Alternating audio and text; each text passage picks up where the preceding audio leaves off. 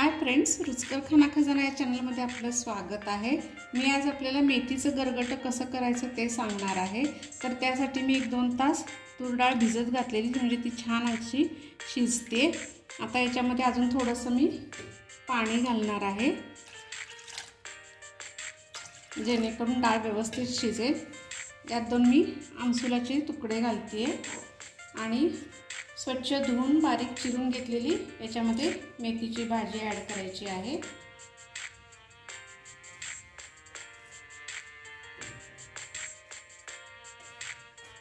आणि हे आता मी कुकरला 3 शिट्ट्या काढून घेते आणि मग पुढची प्रोसेस सांगते।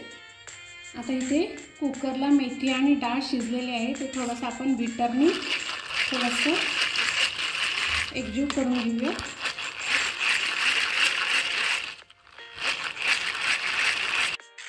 आता हे आपण गॅसवर ट्रान्सफर करणार आहोत एका भांड्यामध्ये। मी एका भांड्यामध्ये हे सगळं ट्रान्सफर करून घेतलेलं आहे।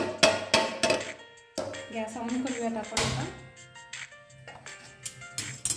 आता याच्यात आपण आमसूल घातला होता, त्यामुळे थोडंसं आपण इथे गूळ ॲड करते।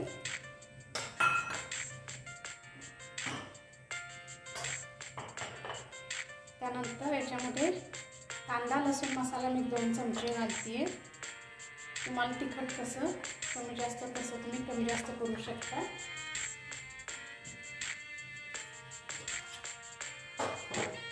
त्यानंतर एक अर्धा चमचाभर हळद,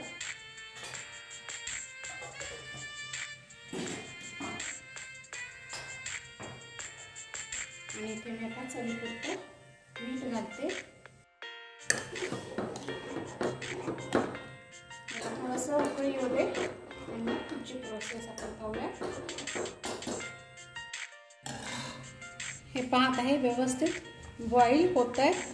अजून 1-2 मिनिटं आपल्याला उकळवायचे आहे, पण त्यापूर्वी अजून एक प्रोसेस करायची आहे। ती म्हणजे इथे मी 1 चमचावर बेसन पीठ घेतलेलं आहे आणि त्याच्यामध्ये मी थोडंसं पाणी ॲड करणार आहे। याची पातळ अशी पेस्ट करायची आहे आपल्याला, म्हणजे बेसनाच्या पिठाचं पाणीच म्हटलं तरी चालेल, थिक नाही करायचं।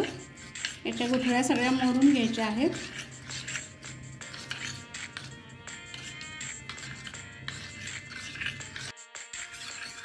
हे पहा, पूर्ण असं हे पाणी करून घेतलेलं आहे बेसन पिठाचं, आणि हे त्या गरगट्यामध्ये आता ॲड करायचं आहे आपल्याला।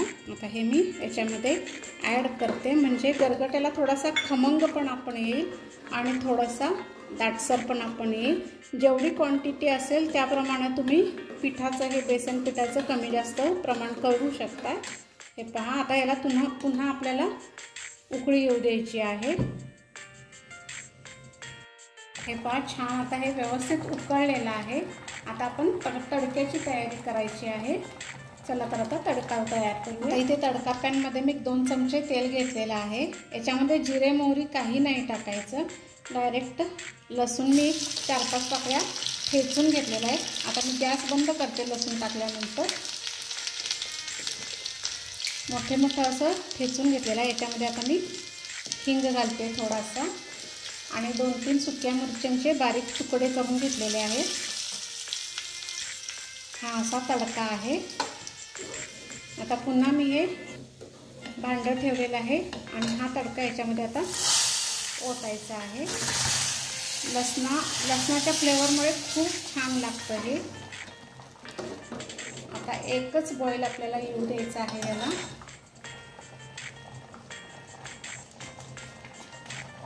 आता मी गॅस बंद करते आणि अशा पद्धतीने हे गरगटं तयार आहे मेथीचं। अशा प्रकारे हे मेथीचं गरगटं तयार आहे। हे पहा, याची थिकनेस डाळीचं पीठ लावल्यामुळे खमंगपणा पण येतो आणि थोडंसं दाटसरपणा पण येतो। सो त्यामुळे डाळीचं पीठ लावायचं आहे। आणि हे ज्वारीच्या भाकरीबरोबर आणि भाताबरोबर दोन्हीही बरोबर खाता येतं, खूप छान लागतं। अगदी सगळ्यांना आवडेल असा हा पदार्थ आहे, खूप छान लागते। सोबत मी टोमॅटो आणि कांद्याची कोशिंबीरही केलेली आहे। आणि ही रेसिपी जर माझी आवडली असेल तर माझ्या चॅनलला सबस्क्राईब करा, लाईक करा, शेअर करा, कमेंट करा, बेल आयकॉन जरूर प्रेस करा। थँक्यू।